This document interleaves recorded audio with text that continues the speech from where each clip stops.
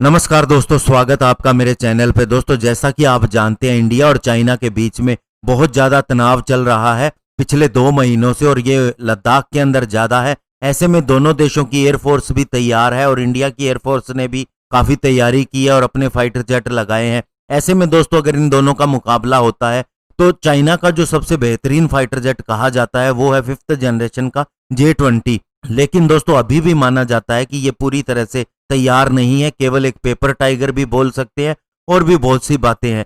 ऐसे में दोस्तों, जो मुख्य दोनों देशों के फाइटर हैं वो एक ही देश से आते हैं और एक ही उनका नाम है। थोड़ा सा उनके डेजिग्नेशन में, मॉडल में फर्क है। तो कौन बेहतरीन स्थिति में है, इसी के ऊपर बात करेंगे। चलिए दोस्तों, शुरू करते हैं। तो दोस्तों, इंडिया ने ये डिसाइड किया कि अब वह 12 और सुखोई 30 MKI फाइटर जेट लेगा, जो कि उसकी नासिक के अंदर ही बनाए जाएंगे, जो कि HAL का एक प्लांट है, और ये रशियन लाइसेंस के अंडर बनाए जाएंगे। और ये हमारी एग्जिस्टिंग 272 फाइटर जेट की फ्लीट को ज्वाइन करेंगे। और सुखोई 30 MKI दोस्तों अब इंडियन एयरफोर्स की बैकबोन है और आने वाले कई सालों तक इसी तरह से सेवा देता रहेगा। वहीं चाइनीज एयरफोर्स की बात करें तो उनके पास भी सुखोई 30 फाइटर है। अभी हम दोनों का कंपैरिजन अगर करें तो दोस्तों, पहले बात करेंगे इंडियन सुखोई 30 MKI की।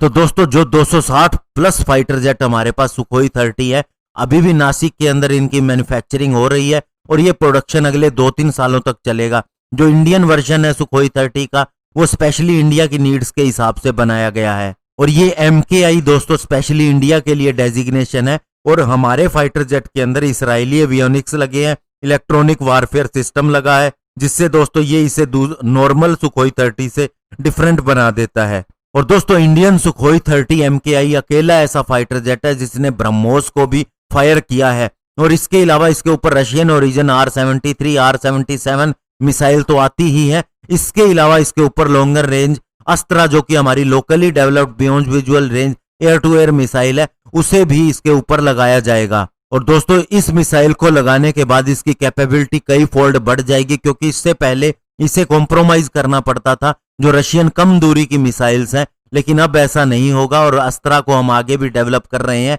इसकी रेंज और भी ज्यादा बढ़ जाएगी। और दोस्तों, इस मिसाइल की वजह से ही इसकी beyond visual range combat capability कम थी, जो अभी दोस्तों ऐसा नहीं रहेगा। और क्लोज क्वार्टर्स के अंदर दोस्तों इसे हराना बहुत ही मुश्किल है। अभी दोस्तों हम बात करेंगे चाइनीज एयरफोर्स के सुखोई 30 MKK और MK2 की। तो पहले आपको बता दूं कि चाइना 2 वेरिएंट इस्तेमाल करता है सुखोई 30 के, और जो कि दोस्तों इंडियन वर्जन के जितने कैपेबल नहीं है। पहली बात दोस्तों, उनके ऊपर इसराइली और वेस्टर्न सब सिस्टम जो है उनकी रेस्ट्रिक्शन है, और इसके पीछे रीजन ये भी है, न तो इसराइली चाइना की मदद करना चाहता, न ही वेस्टर्न कंट्रीज अलाउ करती, और दूसरा उसके साथ रशिया के साथ उस समय ऐसा रिलेशन नहीं था कि रशिया इसे अलाउ करे। और वैसे भी हम ज्यादा फाइटर जेट खरीदते हैं रशिया से, इसलिए रशिया को हमें अलाउ करना पड़ता है।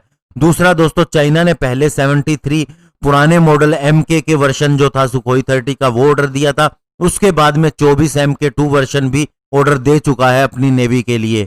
और दोस्तों, चाइनीज वर्जन के अंदर थ्रस्ट वेक्टरिंग इंजन नहीं है, जो कि हमारे सुखोई 30 के अंदर है, जो इसे मैनूवर करने में मदद करता है। इसलिए चाइनीज फाइटर जेट उतना मैनूवर नहीं कर सकता जितना इंडियन फाइटर, और यही सबसे बड़ी कमी है चाइनीज फाइटर जेट की।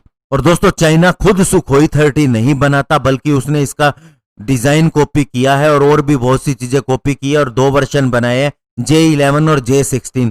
J-11 की बात करें दोस्तों, तो ये सुखोई 27 के प्लेटफॉर्म पे बनाया गया और पीपल्स लिबरेशन आर्मी एयरफोर्स की बैकबोन है। 346 ऐसे जेट उनके पास हैं। और दोस्तों, अगर J-16 की बात करें तो ये एडवांस्ड वर्जन है J-11 का, और ऐसे 128 फाइटर जेट सर्विस के अंदर है। चाइना ने इस एयरक्राफ्ट के ऊपर अपनी लोकली बनी PL-12 और PL-15 air to air missile लगाई हैं।